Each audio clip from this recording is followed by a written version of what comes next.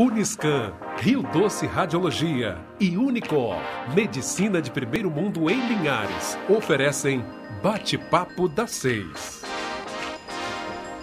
A Uniscan é o centro de referência para diagnóstico de mamas no norte do estado, com mamografia 100% digital, tomossíntese, biópsias mamárias, ressonância magnética das mamas, entre outros exames. Agende seus exames pelo 2103-5000 Uniscan.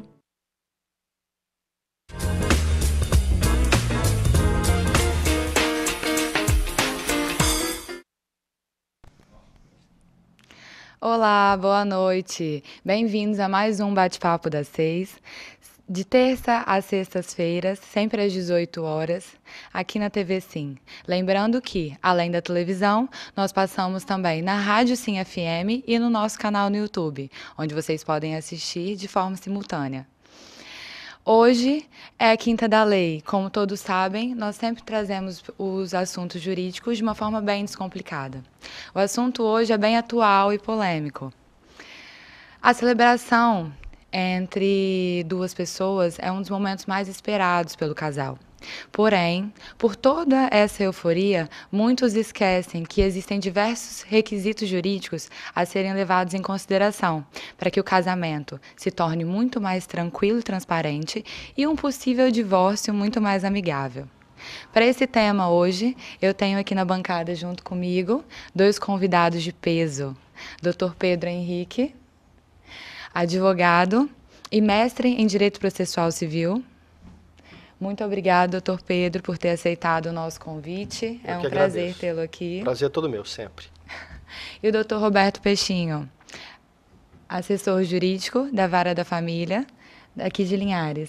Muito obrigada por ter aceitado o nosso convite. Eu que agradeço o convite. Vamos lá. Para começar esse tema, que é tão importante, vamos do princípio. Doutor Roberto, como nós podemos fazer hoje para formar uma família? Bom, Amanda, atualmente nós temos diversas formas de constituição da família, né? Desde o início do século passado existia um preconceito muito grande com as formas de constituição da família. Antigamente se constituía uma família tão somente pelo casamento. Hoje em dia não. Hoje em dia a Constituição Federal e diversas outras leis existentes no ordenamento jurídico brasileiro garantem uma série de arranjos familiares. Porque o que se valoriza dentro do ordenamento jurídico brasileiro é o afeto, é a dignidade, é a liberdade das pessoas escolherem os seus projetos de vida, é a igualdade entre os cônjuges, entre os filhos. Então, por exemplo, nós temos hoje a possibilidade de constituir uma família, tradicionalmente, pelo casamento, né?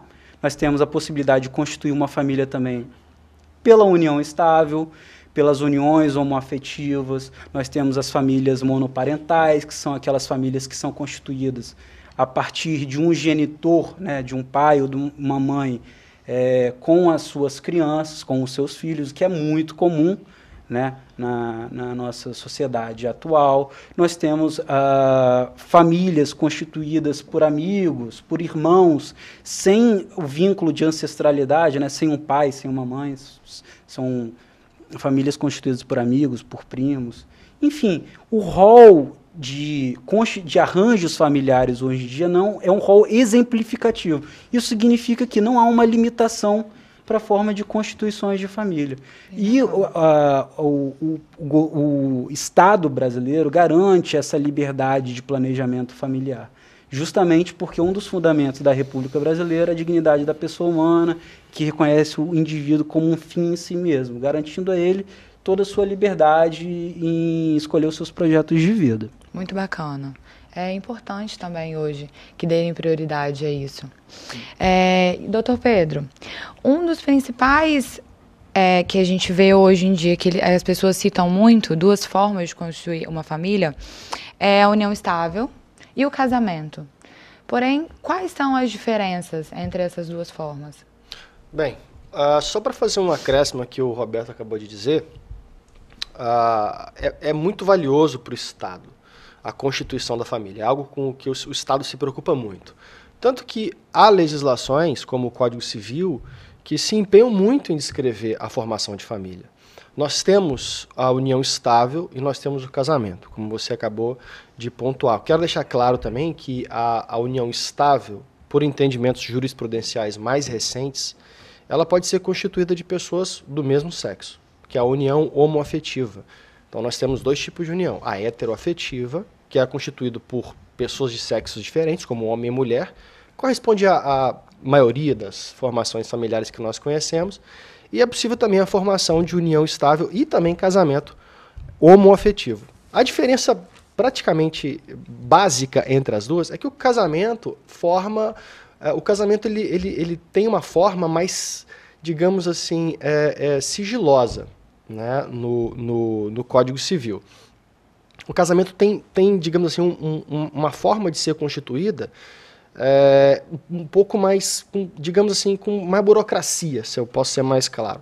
Ao passo que a união estável, ela se dá quando duas pessoas se unem com o objetivo de formar família, e não só com o objetivo de formar família, mas elas convivem de forma contínua, de forma duradoura, e a lei ainda diz que essa união ela deve ter uma visibilidade, essa união deve ter uma publicidade. Então, deixando mais claro para que as pessoas vejam e compreendam, se você convive com alguém nesse momento, né, se você tem com essa pessoa a intenção de constituir uma família, se vocês vivem e as pessoas, a comunidade ao redor de vocês os reconhece como um casal, e vocês, enfim, né, se comportam como tal, há uma grande chance de vocês, obviamente que nos ouvem agora, que nos assistem agora, estarem vivendo em união estável.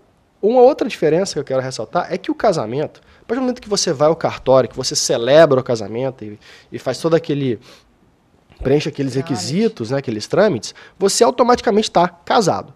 A união estável é diferente. A união estável ela precisa de um reconhecimento jurídico. E ela esse reconhecimento jurídico se dá de duas formas. A primeira é por força de uma ação judicial declaratória, ou seja, uma ação em que o juiz ele vai dizer, olha, você e você vivem em união estável desde um tempo até o momento, certo? E a outra maneira de se constituir uma união estável é que quando duas pessoas vão até o cartório e fazem uma escritura, e elas optam ali por viver em união estável, e elas podem até mesmo, numa escritura, dizer sobre regime de bens, dizer como vão partilhar as coisas, se eventualmente essa união estável acabar. Sim. Então, tanto no casamento quanto na união estável, eles têm a possibilidade de escolher o regime de bens? Sim, tem. Inclusive, uma coisa importante e útil é que quando você opta por casar-se ou quando você decide viver em união estável, você tem uma certa liberdade para adotar um regime de bens, ou seja, para escolher qual bem vai entrar numa partilha, né? Inclusive para colocar bens que normalmente não entrariam em partilha ou tirar bens de uma possível partilha. No casamento, você faz isso por força de um documento chamado de pacto antenupcial ou pacto pré-nupcial. Quando você chega no cartório, se você aí que está nos assistindo resolveu se casar, você vai chegar no cartório, né, semana que vem, amanhã, seja que dia for, vai perguntar para o tabelião assim, olha, eu vi na TV a possibilidade de fazer um pacto pré-nupcial, eu quero escolher qual regime de casamento eu vou adotar. Aí o tabelião vai, obviamente, submeter esse pacto, e aí você vai escolher se vai se casar com a comunhão parcial, você vai se casar com comunhão universal ou com separação de bens. O Beto até pode falar disso daqui a pouco. E na união estável, quando você faz uma escritura, por exemplo, dizendo ali, né, que você vive em união estável, você pode também colocar naquela escritura, determinadas informações sobre os bens que vão possivelmente ser partilhados. Você pode até dentro de uma escritura... Os que não vão ser partilhados Os que não vão também, ser partilhados. Né? Eu posso escolher, então, os que vão ser e os que não vão ser partilhados. Você pode escolher os que serão e os que não serão. Você pode fazer um arranjo, porque o que as pessoas precisam entender é que formas de constituição de família são, antes de mais nada, uma forma de contrato. Então, quando você vai viver com alguém... seja em união estável, seja em casamento, você está celebrando um contrato com essa pessoa. E esse contrato com essa pessoa tem uma série de direitos ali que envolvem como fidelidade, como respeito, óbvio, e também questões envolvendo patrimônio. Entendi. Então, mas assim, no casamento, a gente sabe que ele pode ser celebrado de um dia para o outro. Hoje eu quero casar e depois eu sou considerado casado, desde que eu vá e faça todos esses trâmites necessários, certo? E na união estável, eu preciso de um tempo para isso? Ou um mês, uma semana já é considerado como união estável? Ou apenas 5 anos? Tem um tempo necessário para que seja considerado isso? Então, Amanda, como o Pedro bem ressaltou, a união estável é uma situação de fato. Ela amadurece com o tempo. De repente, as pessoas se veem numa união estável, né, que é a união dessas pessoas de uma maneira pública, contínua, duradoura. Essas pessoas não podem ter impedimentos para se casarem, né? Então, assim, as pessoas se enxergam nessa situação com ânimo de constituir uma família. Isso acontece com o tempo. As pessoas vão amadurecendo os seus relacionamentos, né? Começa o namoro, de repente as pessoas se veem na necessidade de morarem juntas. E evoluindo o mesmo relacionamento. Exatamente. Às vezes, por uma situação do dia a dia, 2 namorados entendem por bem morarem juntos. Por quê? Porque eles trabalham perto da casa onde um reside, né? Estuda numa faculdade perto ali. Então, assim, a coabitação e o tempo, por si só, não são requisitos para a constituição da união estável. A união estável ela é constituída principalmente pela vontade de constituir uma família, né? Então, por exemplo, vamos diferenciar, hoje em dia, as relações de namoro, elas são muito íntimas. Sim. Né? As pessoas se confundem muito, se confundem bastante, né? As pessoas acabam conhecendo os familiares, acabam se apresentando perante a comunidade como, né, um casal. Então, muitas na igreja, né, no bairro. Então, é muito comum que as pessoas veem aquele casal como uma união estável, sim, talvez. Só que aí vai depender, né, do que esse casal realmente quer. E aí, por exemplo, vamos citar aqui um exemplo que as pessoas perguntam bastante. Eu namoro há 14 anos. Não namoro, mas vamos fingir que sim. Eu namoro há 14 anos. Eu estou com o meu namorado, nós não dividimos o mesmo teto, nós não moramos juntos. Porém, nós temos planos para o futuro. Mas não passou disso. É público, nós vamos à igreja, nós saímos juntos, nós compartilhamos fotos em redes sociais, diversas características para o preenchimento da união estável. Porém, nós não demos nenhum passo assim ainda. Nós não moramos juntos, nós não pensamos em noivar, nós não fizemos nada além disso. Eu posso, caso a gente termine, eu posso caracterizar isso? A pessoa pode tentar caracterizar isso como uma união estável? Então, Amanda, vai depender de como você projeta a vontade de constituir família. Se, por exemplo, eu estou noivo e eu projeto a minha vontade de constituir família daqui a 2 anos, isso não é uma união estável. A união estável é, nós hoje somos uma família. Então, nós hoje, além de pagar conta, nós nos apresentamos, nós temos contas conjuntas, exemplo, né? Nem todos os casais possuem contas conjuntas, mas nós nos apresentamos perante a comunidade como companheiros, né? Então, a pessoa, seu companheiro acaba sendo um ponto referencial na sua vida. Então, a fulana de tal é a esposa, a Amanda é a esposa do Pedro, então o Pedro é marido da Amanda. Então, é nesse sentido, vai depender do momento que você projeta a constituição da sua família. Se você está projetando para o futuro, isso pode não ser uma união estável, isso pode ser um namoro. Agora, se a partir do momento que hoje em dia que vocês se consideram uma família, olha só, não, hoje em dia nós somos uma família e daqui a um tempo, por exemplo, nós queremos, sei lá, ter uma criança, comprar um apartamento, uma casa. Não, então, isso hoje em dia é uma união estável. Então, a diferença é essa. Vai ser o momento que você projeta a vontade de constituir família. Entendi. Então, por exemplo, vocês podem namorar 14, 20 anos e não ser uma união estável. Ao passo que outra pessoa pode namorar 1 mês e constituir uma união estável. Então, vai depender muito, vai ser bem subjetivo, né? Aí é que está. Como eu disse, existem esses critérios objetivos, né, que é a união pública contínua duradoura, que são questões objetivas. Né? Você olha nas redes sociais, você porque hoje em dia é muito difícil diferenciar isso. Como você disse, os namoros são cada vez mais íntimos, cada vez mais próximos. As pessoas não estão conseguindo colocar esse limite, essa barreira entre os próximos passos. Então, elas mesmas acabam se pegando na dúvida. Será que eu estou vivendo será que eu estou namorando? Será que eu estou numa união estável? Será que o próximo passo é o casamento? Então, assim, Amanda, como eu falei, o elemento principal da união estável é a vontade de constituir uma família. E é esse elemento que é o elemento mais difícil de se provar no processo judicial. Porque muitas vezes essa vontade ela não tem uma prova documental. Você não consegue aferir, por exemplo, através de uma foto, que aquilo é uma união estável. Aquilo pode ser um namoro. Aquilo pode ser uma amizade colorida, eles podem estar ficando. Mas não. Um fala que era um namoro, que eles se relacionaram, o outro fala que eles eram uma união estável, que eles comungavam dos mesmos planos de vida.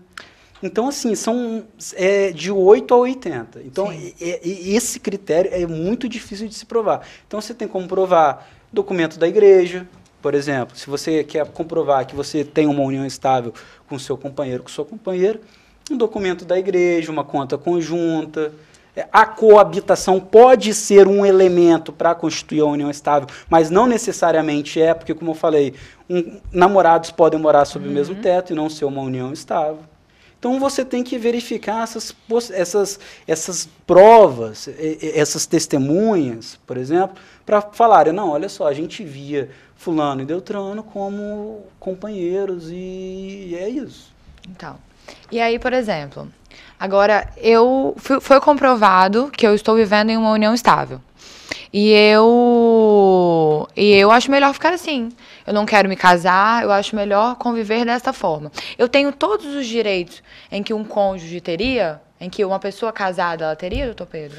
É engraçado que, só fazendo um complemento ao que o Beto falou, que é um ponto interessante, é que em certos momentos o namoro e a união estável se parecem muito.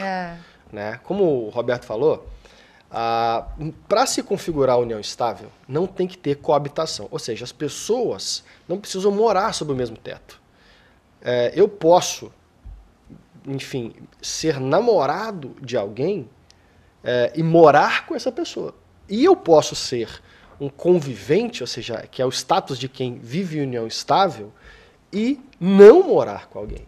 Que é muito comum. Que é muito comum. Às vezes as pessoas trabalham em cidades diferentes. Sei lá, eu moro aqui em Linhares e a minha companheira mora, sei lá, em Cachoeiro. Casamentos e a gente não tem também. As pessoas estão privando pela privacidade, querendo cada um na sua casa, cada um no seu apartamento, enfim. E tá dando certo. É muito pessoal, né? Acredito. E antes de responder essa pergunta, dando uma clareada no que o Roberto falou, quando eu quero provar isso judicialmente, ou seja, quando um dos conviventes acha que vive a união estável e o outro acha que não, vai gerar um processo. Porque muitas vezes é possível que uma pessoa que vive com a outra há 14 anos creia que estava vivendo em união estável. E o outro acha que era só um namoro. E aí começa o quê? Uma discussão judicial. Sim. Vem uma parte e diz o seguinte, olha, eu vivia com essa pessoa, sob o mesmo teto ou não, com ânimo, ou seja, com o intento de constituir família. Todo mundo sabia que a gente era um casal, todo mundo sabia que a gente era, as pessoas falam o termo namorido, né? Então todo mundo sabia, e o outro acha que não, a gente era só namorado. Então isso leva para o processo uma discussão. E essa é uma discussão que vai demandar prova. Ou seja, você vai ter que ter uma testemunha, você vai ter que ter uma foto, uma carta, uma mensagem. Um contrato, como você ressaltou antes. Porque, assim, Amanda, a forma de constituição do casamento é muito mais burocrático, como o Pedro falou. Sim. É uma escritura pública. Já a união estável, não. É um contrato, pode ser por escritura pública, pode ser particular, nem testemunha precisa. Então, o contrato pode ser um elemento de facilitar essa prova da união estável. E aí... Doutores, só um minuto. Nós nos excedemos aqui, na verdade, porque o bate-papo está muito bom e a gente acabou perdendo o intervalo. Nós vamos agora fazer o intervalo e daqui a pouco já voltamos com mais sobre esse tema.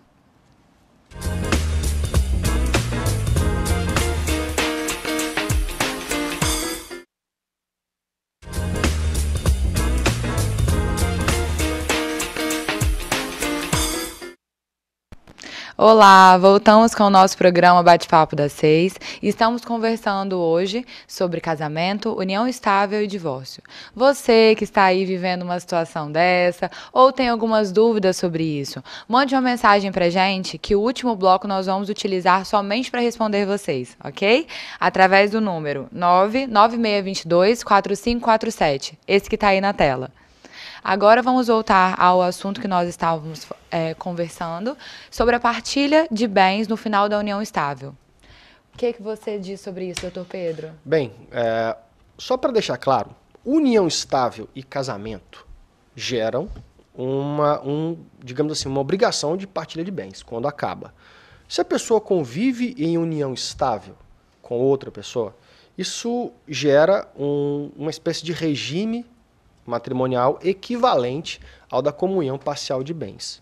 Deixando só para explicar melhor. Se você vive com alguém em união estável durante 5 anos, durante 6 anos, durante 3 anos, durante 1 ano, que seja, todo o patrimônio adquirido durante aquela união é partilhável, meio a meio, certo? Assim como acontece num casamento sob o regime da comunhão parcial.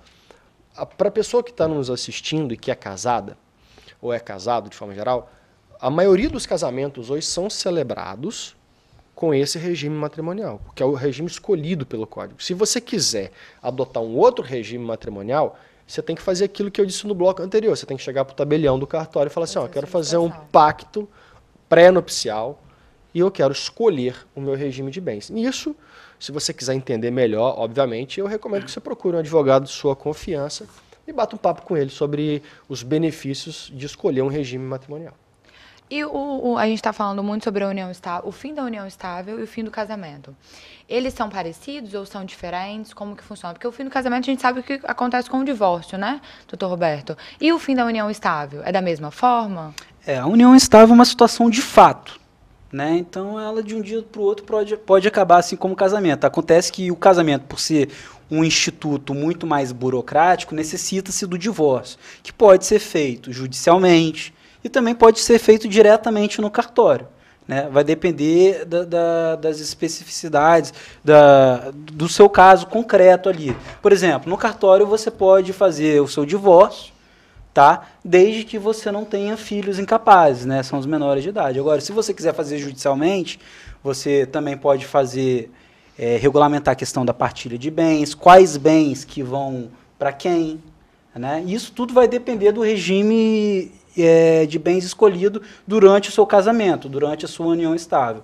Por exemplo, como regra, hoje em dia, o casamento ele é regido pela comunhão parcial de bens. Então, comunica-se, as partes dividem todos os bens que foram adquiridos onerosamente e, eventualmente, nesse período. Então, por exemplo, se você comprou um carro nesse período, se você comprou um imóvel, se você ganhou na loteria, esses valores vão ser divididos. Assim como na união estável, já que, em regra, a união estável é regida pela comunhão parcial de bens.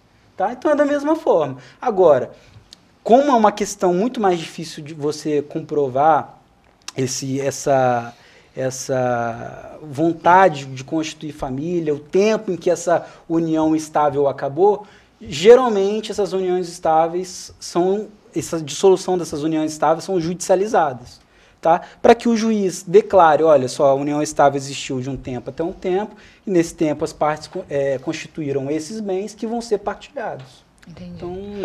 Então é o próprio juiz que vai decretar se a união estável ela existe. Me corrija se eu estiver errado. Somente o juiz vai decretar se a união estável ela existiu e se eles têm direito à partilha de bens e quais bens? Basicamente, como a união estável, geralmente, se houver controvérsia quanto ao período da união estável, tá? Mas se não houver, o juiz só declara, olha, como as partes alegaram, a união estável existiu do dia tal ao dia tal. Como as partes declararam, esses bens aqui vão ser partilhados. Agora, isso tudo pode ser feito no cartório também, desde que não haja filhos menores, né? Então, assim, vai depender do seu caso concreto. Se não existir filhos menores, você pode fazer tudo no cartório consensualmente. Se não houver a possibilidade de ser feita essa dissolução do casamento ou da união estável consensualmente, essa questão pode ser judicializada. E aí outras questões podem ser analisadas também, como a partilha de bens, alimentos entre os cônjuges. Já vai ser muito mais ampla a análise, né? Muito mais... Guarda de filhos, regime de convivência. Ok. Agora, usando alguns exemplos para ficar um pouco mais fácil até para o entendimento, e são algumas dúvidas que a maioria das pessoas possuem. Existem diversos casais que têm apenas um bem. E quando eles se divorciam, por exemplo, eu tenho apenas uma casa, e aí eles decidem se divorciar. Eu tenho direito a isso? Como que eu vou fazer essa partilha? Eu vendo a casa, ou é o homem que tem que sair, ou é a mulher? Como que funciona, doutor Pedro? Essa pergunta é muito interessante, é muito pertinente. Por quê? Perceba que a casa onde o casal habita é um bem que, de certa forma, é impossível de ser partilhado. Eu não posso determinar o fim do casamento que, olha, eu vou ocupar daqui para frente o quarto e um banheiro. E você fica num outro quarto e no outro banheiro. Nós vamos botar uma fita aqui no meio dessa pois casa. Não tem como, né? É inconcebível que um casal, a menos que eles, obviamente, acordem e embora o casamento ou a união estável tente do fim, eles continuam morando juntos. Não tem problema, desde que haja respeito, etc. Mas se o casal se rompe e tem um único bem, esse bem é adquirido, é construído na constância da união, e eles querem partilhar esse bem, a recomendação é que esse bem seja alienado, ou seja, esse bem seja vendido, e o resultado da venda do patrimônio seja dividido entre duas pessoas. Isso é o recomendável toda vez que o casal tenha um patrimônio e esse patrimônio não comporte uma divisão. Ou seja, que eu não possa dividir esse patrimônio de uma forma que os ex-conviventes ou cônjuges possam usufruir dele. Então, ou que entre em um acordo mesmo. Ou, né? Exatamente, ou que entre em um acordo sobre a divisão do bem. Entendi. E aí, por exemplo, haviam me perguntado mesmo antes do programa, que eu achei bem bacana, porque tem relação a essa mesma pergunta. E se esse bem, eu moro dentro da casa, eu construí uma casa com a minha esposa no lote da mãe dela, ou da família dela, e nós nos divorciamos. Ou eu pretendo me divorciar, tanto me divorciar no caso do casamento, quanto quero o fim da união estável, no caso da união estável. Como eu posso fazer esse processo? Eu tenho direito ao lote, que na verdade seria da família da minha esposa, ou eu não tenho direito a nada? Eu construí essa casa com ela, junto com ela, porém, este local aqui não pertence a mim, tampouco a ela. Mas é propriedade da sua família. Então, com quem fica isso? Eu tenho direito a essa propriedade, a esse imóvel? Outra pergunta interessante. Eu vou falar minha opinião e em seguida eu quero ver a opinião do Roberto sobre isso. Mas se houve uma edificação em cima de um terreno que não pertence ao casal, que pertence, por exemplo, ao pai de um dos cônjuges ou à mãe de um dos cônjuges, o meu ponto de vista é que a edificação, que obviamente vale dinheiro, essa edificação vai ser dividida.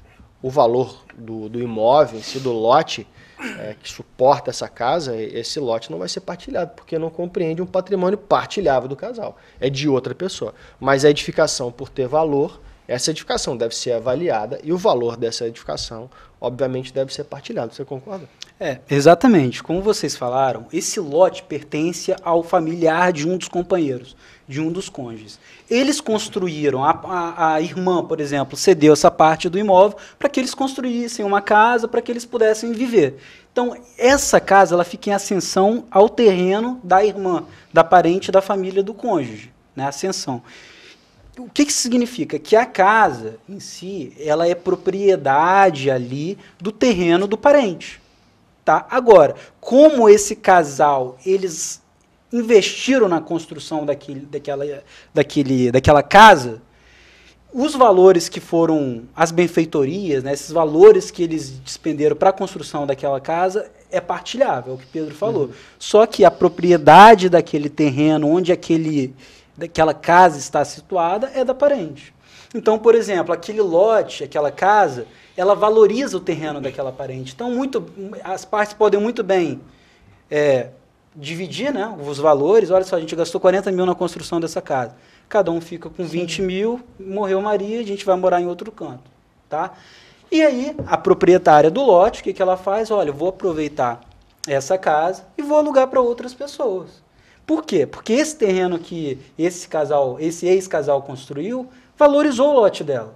Então, isso é muito comum de acontecer. Tá? Agora, muitas vezes acontece também, por ser parente, né, um dos cônjuges, um dos companheiros deixam de morar ali e o outro continua morando. Da mesma forma, vai ser partilhado. Percebam que a todo momento, desde o começo do assunto, nós estamos falando no divórcio consensual. É que as duas partes estão favoráveis a isso. Elas querem se divorciar ou o fim da união estável. E quando não acontece dessa forma, existe mais aquela velha expressão que tinha, eu não dou a separação, ou eu tenho que dar a separação, eu não permito que isso aconteça. Hoje, se uma pessoa ela não quiser se separar da outra, ela tem a obrigação de ficar casada? É interessante pergunta também, porque costumava-se acreditar. Ainda hoje tem gente que acha que eu dou o divórcio. Ou seja, você quer separar, você quer divorciar?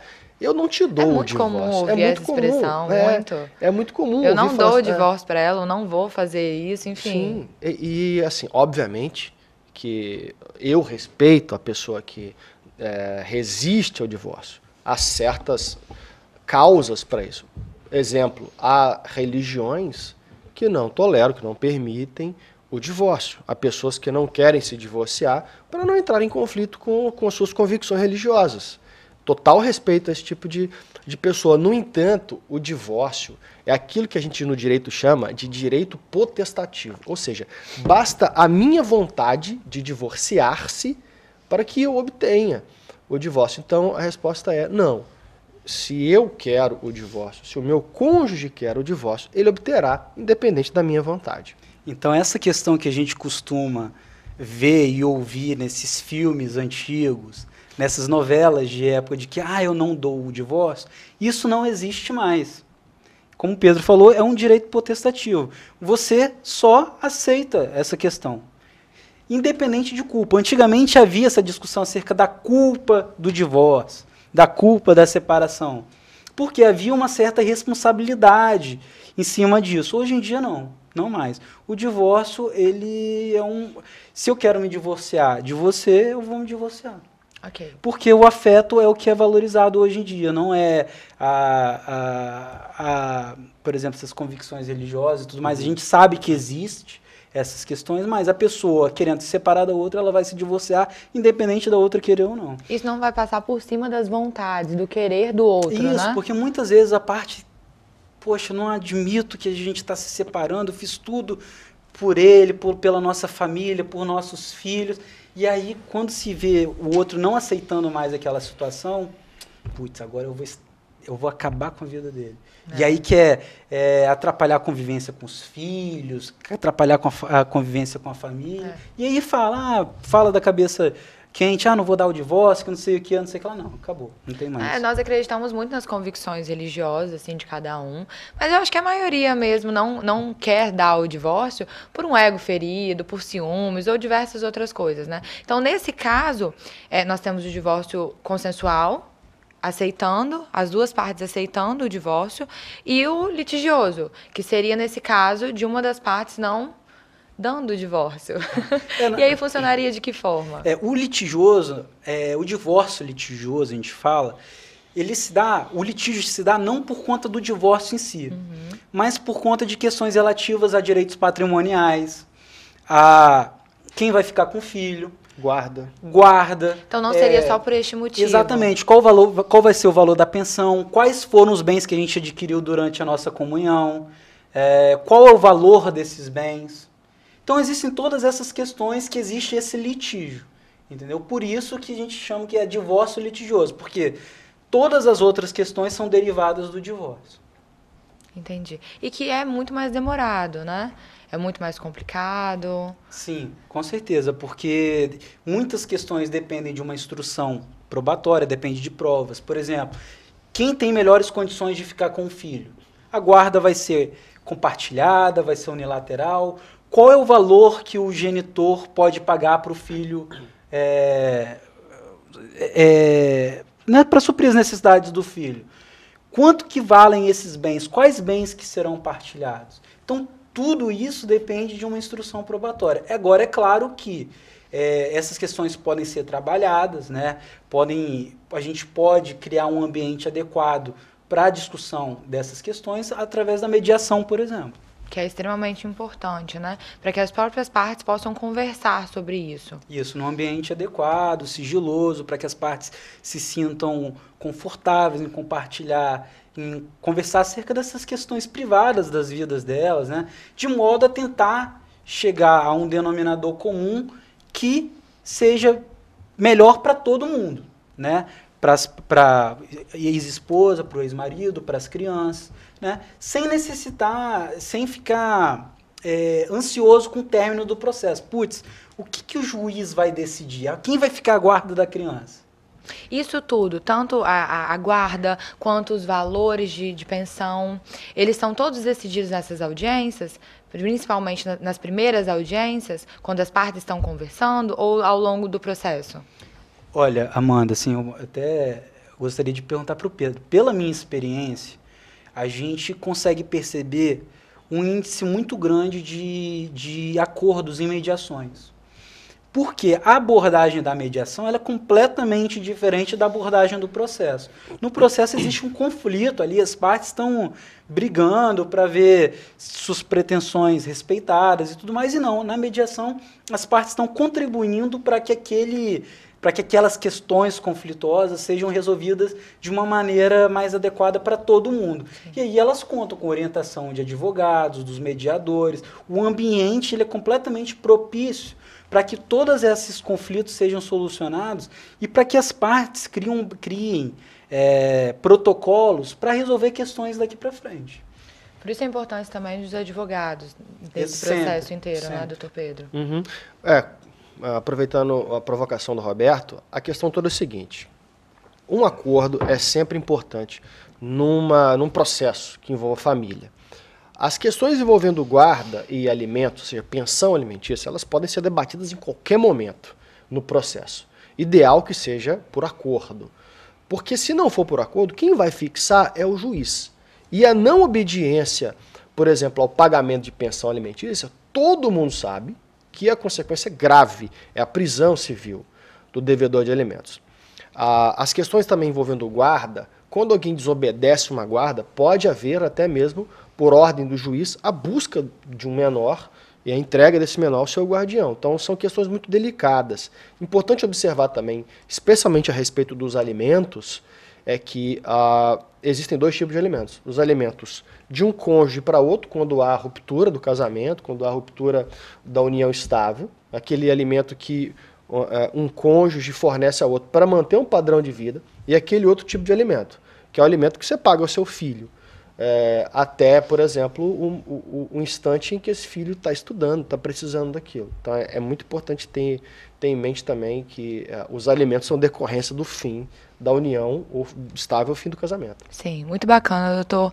Nós vamos continuar o assunto no nosso próximo bloco. Você que tem qualquer dúvida ou se sentiu um pouco nesse assunto, mande uma mensagem para a gente através do número 99622-4547, que todos nós aqui vamos responder as suas perguntas.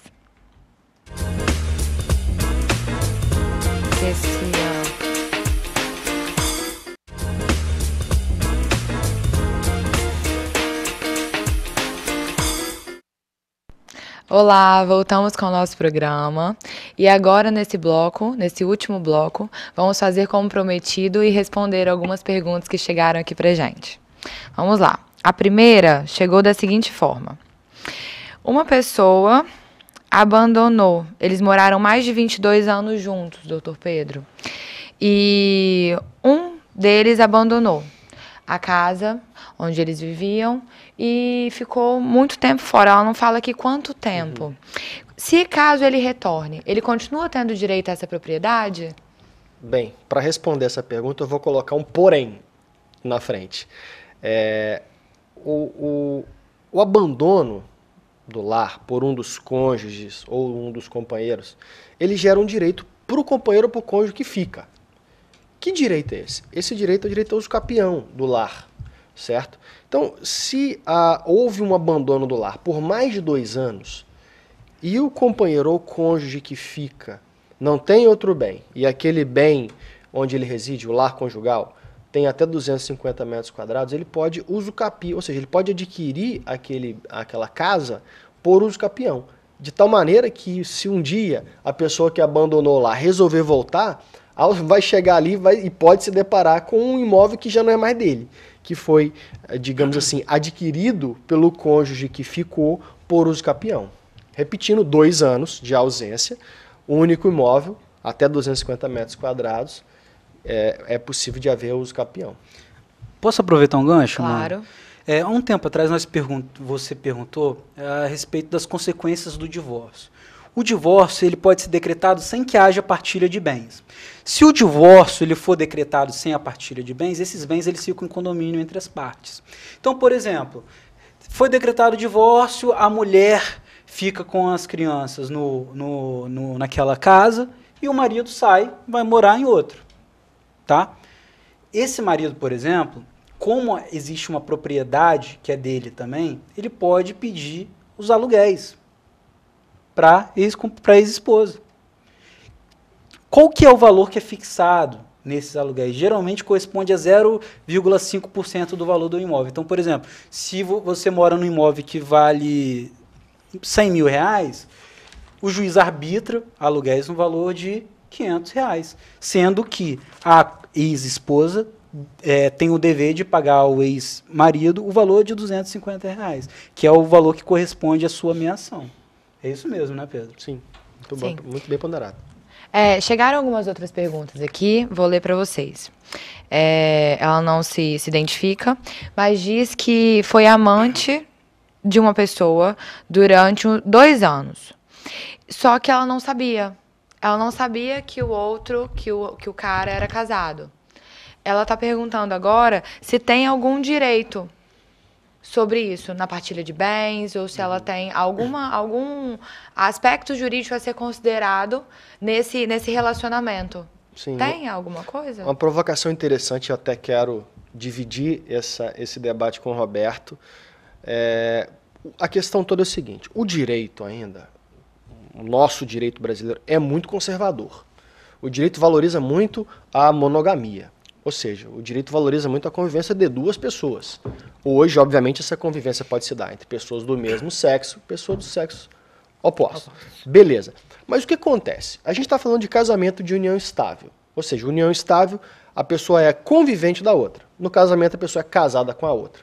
Quando você se une a outra pessoa e essa outra pessoa é casada, a figura jurídica que existe nesse ponto chama-se concubinato. Né? Então a pessoa se torna concubino de alguém.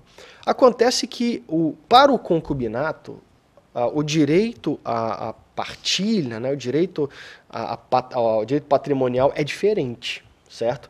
Veja, se você foi amante de alguém, né? Se você conviveu com alguém, esse alguém era casado, existem 2 situações. A primeira, eu sabia que a pessoa era casada. Eu sabia, eu fui conviver porque, enfim, me aventurei, eu sabia das consequências.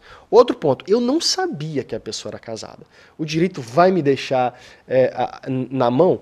A questão é, se eu convivo com uma pessoa que não pode se casar e nem pode viver união estável, porque é casada, se eu edifiquei alguma coisa com essa pessoa, eu vou ter desse patrimônio que eu edifiquei só a parte que eu comprovar que eu contribuí. Então, se eu comprovei que eu contribuí com 15% da construção de uma casa, é 15% que eu vou ter. Né? Agora, por outro lado, eu quero discutir com o Beto aqui sobre a questão que eu não sabia que a pessoa era casada. E aí, como é que eu fico numa situação dessa? Bom, aí a gente está falando de casamento putativo, de uniões estáveis putativas. Né? Nesse caso, resolve-se a questão a partir da boa-fé. Né? Utiliza-se a boa-fé para, por exemplo, garantir que, apesar de existir no ordenamento jurídico brasileiro, de prevalecer no ordenamento jurídico brasileiro o princípio da monogamia, não se pode privilegiar também um enriquecimento ilícito. Então, por exemplo, é garantido a essa companheira que foi enganada, por exemplo, direitos, né? Patrimoniais, direitos até mesmo, diversos direitos, dependendo até questões relacionadas a direitos existenciais também, entendeu? Então, assim, você vai ter que analisar a questão a partir da boa-fé, tá? Se você não sabia que a pessoa tinha um casamento e tudo mais, tudo bem. A princípio, me parece que você está respaldado em certos direitos, principalmente as questões patrimoniais. Agora, eu sabia que existia esse impedimento, tá? Vou colocar na roda aqui, quero ver a opinião de vocês. Eu sabia que existia esse impedimento, mas esse impedimento não era suficiente para que, por exemplo, eu me relacionasse com a pessoa. Por exemplo, o meu companheiro, ele é casado, tá? Mas ele está no processo de divórcio com a esposa, ele está me falando que ele está convivendo no mesmo teto só por causa dos filhos, mas estão dormindo em quartos separados e tudo mais. Isso daí, o cara está casado, você sabe que ele está casado, ou seja, há impedimento para a configuração da união estável. Essa questão, mesmo sabendo que o rapaz está em união estável, ela seria suficiente para garantir direitos patrimoniais da concubina, nesse caso, por exemplo? Outro questionamento interessante, porque o tema família, ele traz muitos desdobramentos, né? O que eu penso?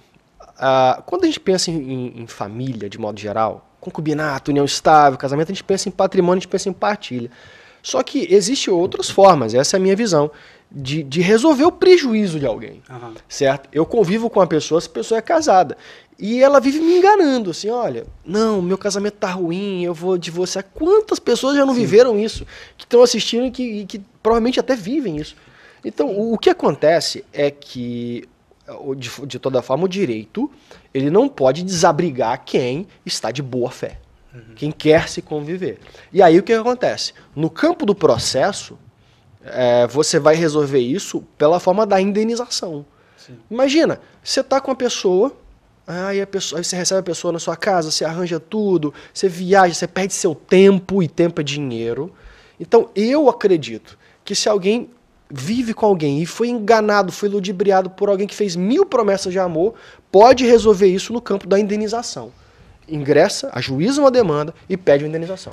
Até mesmo na partilha de bens, né, Pedro? Alguns doutrinadores, alguns escritores do direito, eles falam o seguinte, olha só, se esse patrimônio foi constituído, inclusive, com a ajuda da concubina, esse imóvel, o valor desse imóvel pode ser dividido entre 3 pessoas. Ou então divide-se entre 2 pessoas e a metade correspondente ao marido é dividida com a concubina. Excelente. Hoje, infelizmente, nós vamos terminar por aqui o nosso bate-papo. Nós sabemos que quando a conversa é boa e o assunto é assim, vai rendendo, a gente vai perdendo até o tempo.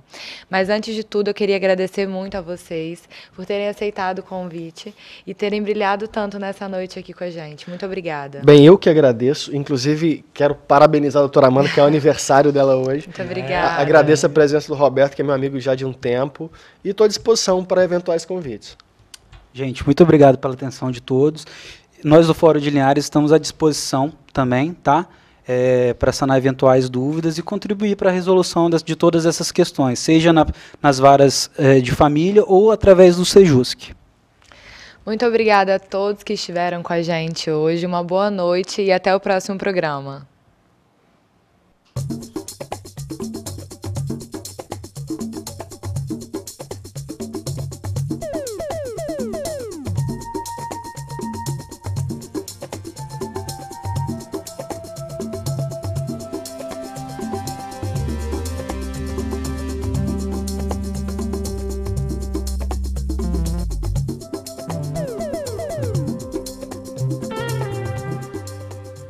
Bate-Papo das 6 foi um oferecimento Uniscan, Rio Doce Radiologia e Unicor, Medicina de Primeiro Mundo em Linhares.